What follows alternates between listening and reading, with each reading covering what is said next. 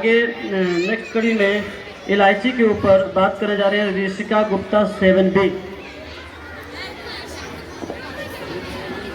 Good morning to all of you. My name is Rishika Rai. I am from class 7B।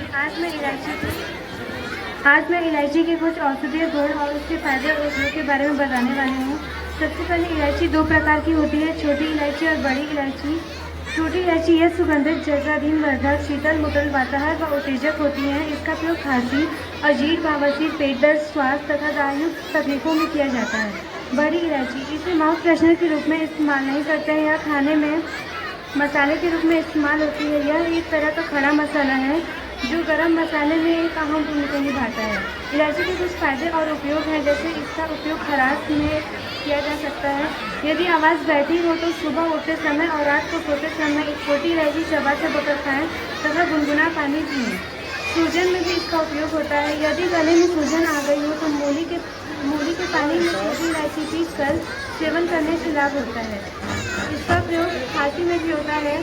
सर्दी, खांसी और छींक होने पर एक छोटी इलायची और एक टुकड़ा अदरक, लौंग तथा 5 तुलसी के पत्ते एक साथ पानी में रखकर खाएं। उल्टी, बड़ी इलायची 5 ग्राम लेकर आधा लीटर पानी में उबाल लें। जब पानी एक चौथाई रह जाए तो उतार लें। यह पानी से उल्टियाँ बंद हो जाती हैं। छाली में भी इसका प्रयोग होता है। मुंह में छाली हो जाने पर बड़ी इलायची को महीन पीसकर उसमें पीसी हुई मिश्री मिलाकर जबान पर रखने तुरंत लाभ होगा। धन्यवाद।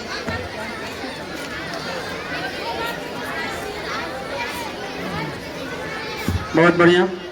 नेक्स्ट कड़ी में अगला एक रसोई में इस्तेमाल किया जाने वाला एक दाना है जिसको हम बोलते हैं मेथी दाना। मेथी दाना मतलब मेथी से हम साग भी बनाकर खाते हैं। साग भी उसकी हो सकती है जब वो पैदा होता है तो।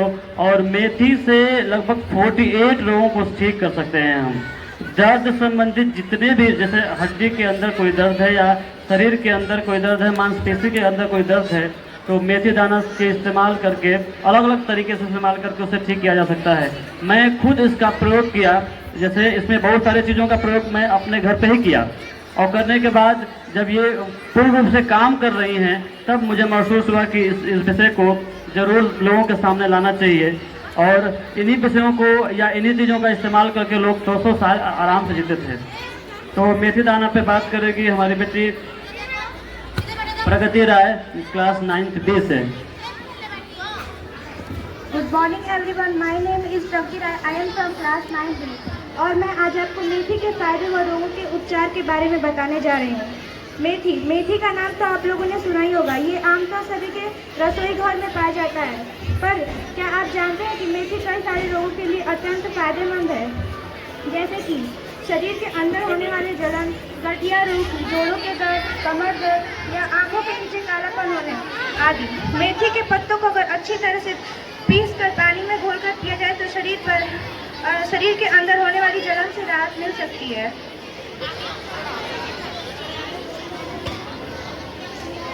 मेथी के दाने का चूर्ण 1 चम्मच सुबह शाम नियमित रूप से सेवन करने से जोड़ों का दर्द, लकवा और कमर दर्द दूर हो जाता है। 1 चम्मच दाना मेथी सुबह शाम पानी के साथ लेने से जोड़ के दर्द में और कमर दर्द में लाभ मिलता है। और अगर हम मेथी की सब्जी रोजाना खाएं तो इससे हमारा खून भी साफ होता है। अंकुरित मेथी रोज 2 बार खाने से भी लाभ होता है। 1 गिलास पानी में 3 चम्मच दाना मेथी रात को भिगोते सुबह उठकर इसे तेज उबालकर छान कर पिए। इससे आपके शरीर में शुगर और डायबिटीज भी कम हो सकती है।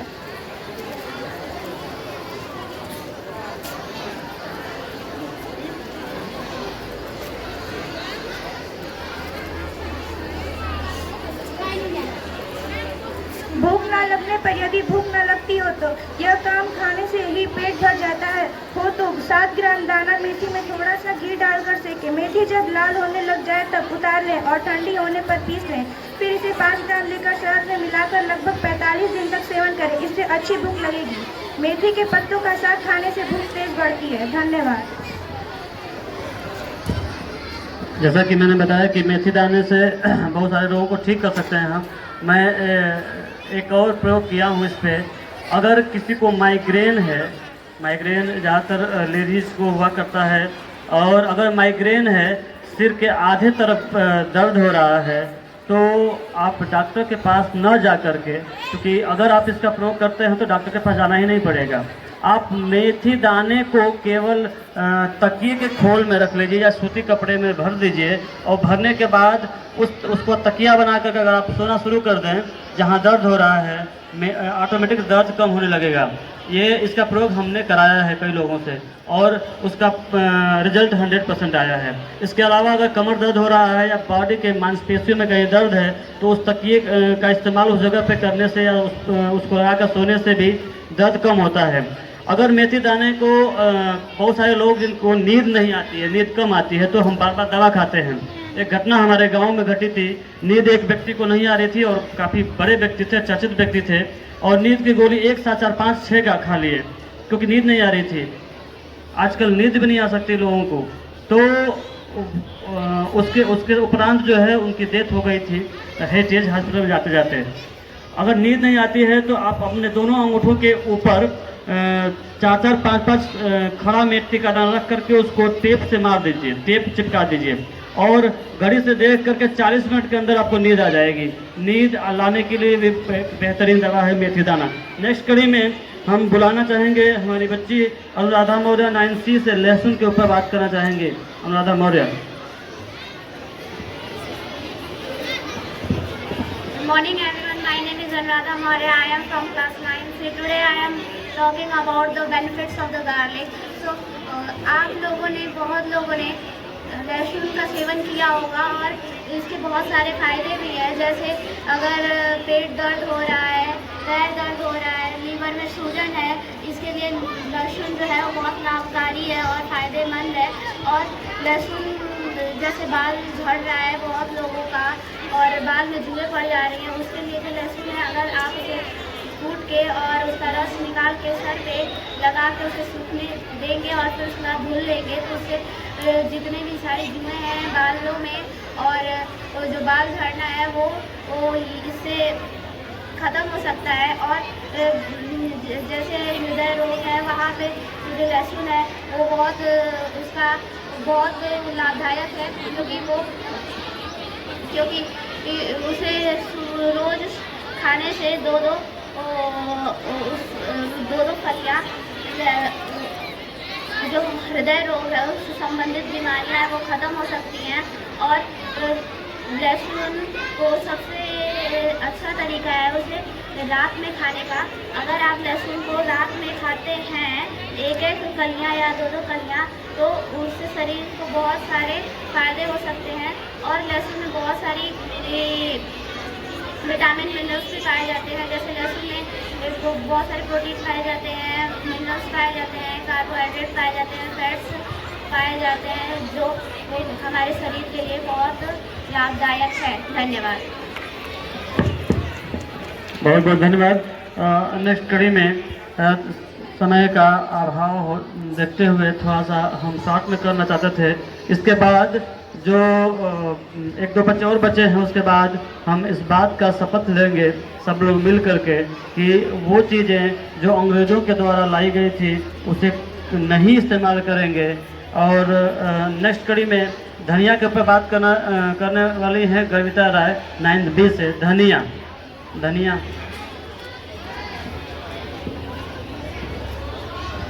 सुप्रभात, मेरा नाम गर्विता राय है और मैं कक्षा 9वीं की छात्रा हूँ। आज मैं आप सभी को धनिया क्या है और उसके कुछ लाभ बताने वाली हूँ। जैसा कि हम सभी जानते हैं कि साबुत धनिया का उपयोग रसोई घर में सुगंधित मसालों को बनाने में किया जाता है और हरी धनिया का उपयोग सब्जियों में सुगंधित बनाने तथा भोज्य पदार्थों को सुंदर एवं रुचिकर बनाने में भी किया जाता है।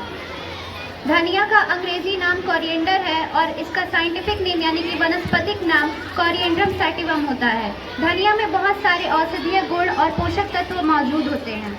मैं इसी क्रम में आपको धनिया के कुछ फायदे और औषधि उपयोग बताना चाहूँगी। जैसे कि अगर हमें जोड़ों में दर्द, गर्मी के कारण होने वाली खांसी, मुंह के तालू में अगर छाले पड़ जाते हैं या फिर हमारे चेहरे पे झाइयाँ हो जाती हैं, तो हम धनिया का उपयोग करके उसे ठीक कर सकते हैं। जैसे अगर हमें जोड़ों का दर्द का सामना करना पड़ रहा है तो हम धनिया का चूर्ण बना करके उसमें शहद डाल करके अगर उसका सेवन करते हैं तो हमारा जो जोड़ों का दर्द होता है वो सही हो जाता है। और गर्मी के कारण जो होने वाली खांसी होती है, जो हमारे शरीर के गर्मी में जो हमारे शरीर की गर्मी बढ़ जाने के कारण होती है, तो उसमें हमें साबुत धनिया को पानी में उबालकर ठंडा कर लेना चाहिए और उसमें पिसी हुई सोंठ तथा शहद का उपयोग करने से हमारी जो खांसी होती है वो कुछ दिनों के बाद ठीक होना शुरू हो जाती है। और अगर हमारे तालुओं में, मुंह के तालू में छाले निकल जाते हैं जिसके कारण रोगी को भोजन लेना भी कठिन हो जाता है, तो उसमें हमें 50 ग्राम धनिया को 2 लीटर पानी में उबाल लेना चाहिए और उसके बाद दिन में 3 बार उससे कुल्ला करना चाहिए, जिससे हमारा जो धनिया मुंह के जो तालू में छाले निकल जाते हैं वो भी सही हो जाते हैं। और अगर हमारे चेहरे पर जो झाई पड़ गई हैं, जो गर्मी के कारण पड़ जाती हैं, जिसके कारण हमारे चेहरे की जो सुंदरता है उस पर भी प्रभाव पड़ता है, तो उससे हमें क्या करना चाहिए कि धनिया के पानी को उबाल करके और उसमें खीरे का रस मिला करके उससे हमें मुंह धोना चाहिए, जिसके कारण जो धनिया होता है, जिसके कारण हमारे जो चेहरे पे जो झाई पड़ जाती है वो धीरे धीरे समय के साथ ठीक हो जाती है। धन्यवाद। बहुत बहुत धन्यवाद। जब अपने साथ कोई घटना घट जाती है उसके बाद जब उसका जानकारी हमें मिलती है तो पछतावा ज़्यादा होता है। एक ऐसी घटना मेरे साथ घट गई बहुत पहले। जैसे बचपन में मेरे 2-4 बाल पके थे और मैंने मार्केट से मंगा कर के हेयर डाई इस्तेमाल कर लिया। एक बार हेयर डाई इस्तेमाल करने के बाद ये पूरे बाल को मतलब सफ़ेद कर दिया और मजबूरी हो गई कि हम बार बार जो है हेयर डाई इस्तेमाल करें। हमारे साथ पढ़ाने वाले जो हमारे दोस्तगण हैं, मैं देखता हूं कि लगभग आधे से अधिक लोग इसका इस्तेमाल करने लगे हैं। तो आपके पास अभी समय है, आप इस चक्र जाल में न फंसे, इस माया जाल में न फंसे, इसके लिए इस विषय पे बात करने वाली है नकली हेयर ऑयल, शैम्पू और हेयर डाई पे हमारी बच्ची कृति Kushwaha. Good morning everyone. My name is Kriti Kushwaha. I am from class 8B. मेरा टॉपिक है नकली हेयर ऑयल, शैम्पू और हेयर डाई। जैसा कि आप सभी लोग जानते हैं कि नकली हेयर ऑयल उससे हमारे स्किन पर भी बहुत ज़्यादा प्रभाव पड़ते हैं और नकली हेयर ऑयल की पहचान हम इस तरह कर सकते हैं जैसा कि उसमें एक अलग ही तरह की महक आती है और उसको अगर हम हाथों पर लगाएं और अगर बाय द वे हम अपनी आंखों पर टच किए तो उसमें हमारी आंखों में जलन होने लगती है। और हम बात करते हैं शैम्पू की कि हम हीरो हीरोइंस के प्रचार को देखकर शैम्पू यूज़ करते हैं, जैसे बहुत सारे शैम्पू हैं और ऐसा हमें नहीं करना है। अभी भी हमें सावधान होना है क्यों अगर हम आयुर्वेद जगह से शैम्पू लें, अगर आंवला रीठा सीठा काई का उपयोग कर सकते हैं जिससे हमारे बालों में ऐसे शैम्पू को लगाने से हमारी बालों की शाइनिंग चली जाती है और बाल टूटने भी लगते हैं, जिससे बहुत सारे मतलब प्रॉब्लम्स हो सकते हैं। और रही हेयर डाई की बात, तो अगर हमारे एक बाल पके उसके लिए हम हेयर डाई का एक बार अगर उपयोग कर दें तो वो हमारे पूरे जीवन भर के लिए उपयोग करना पड़ेगा। ऐसे में हम कहना चाहेंगे कि आप हेयर डाई का उपयोग ना करें। हमें गुड़हल के पत्तों को भी इस्तेमाल कर सकते हैं और मेहंदी, हरी मेहंदी का भी मतलब खुद से हाथ से उसका पेस्ट बनाकर अपने बालों पर लगा सकते हैं। और तुलसी की पत्ती और एलोवेरा जेल को भी हम इस्तेमाल कर सकते हैं। नहाने से पहले एलोवेरा को हम अपने बालों में अच्छे तरीके से लगा लें, 1 घंटे तक छोड़ दें और फिर उसके बाद आयुर्वेद शैम्पू से वॉश कर सकते हैं। इससे हमारे बालों की शाइनिंग भी रहेगी और ऐसे में हमारी सेहत के लिए कोई नुकसान नहीं पहुंचेगा। और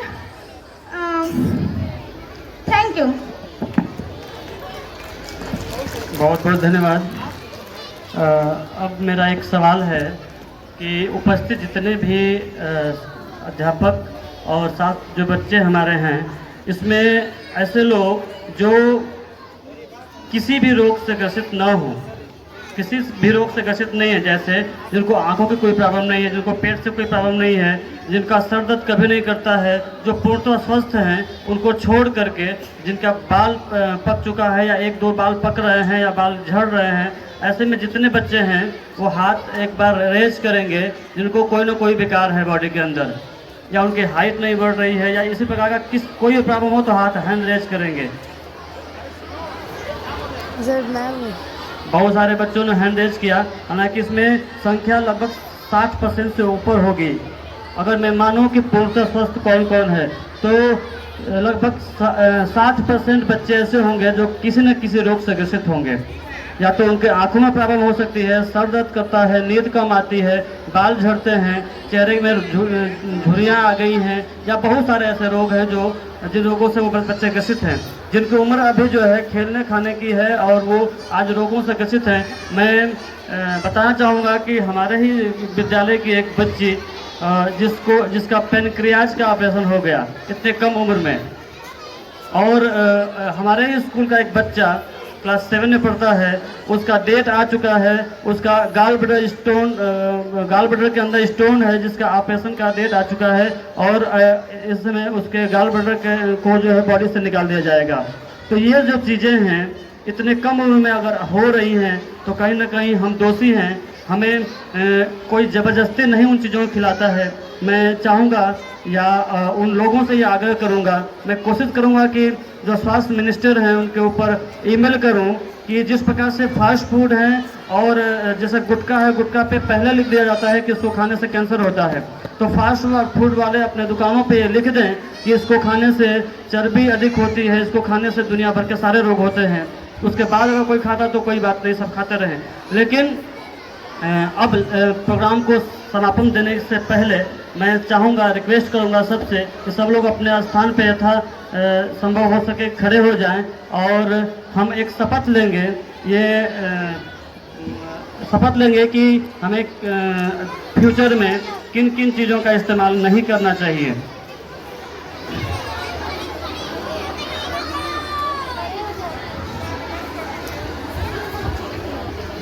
सबसे पहले हम अपने दाहिने हाथ को आगे करेंगे और सब लोग मेरे साथ बोलेंगे,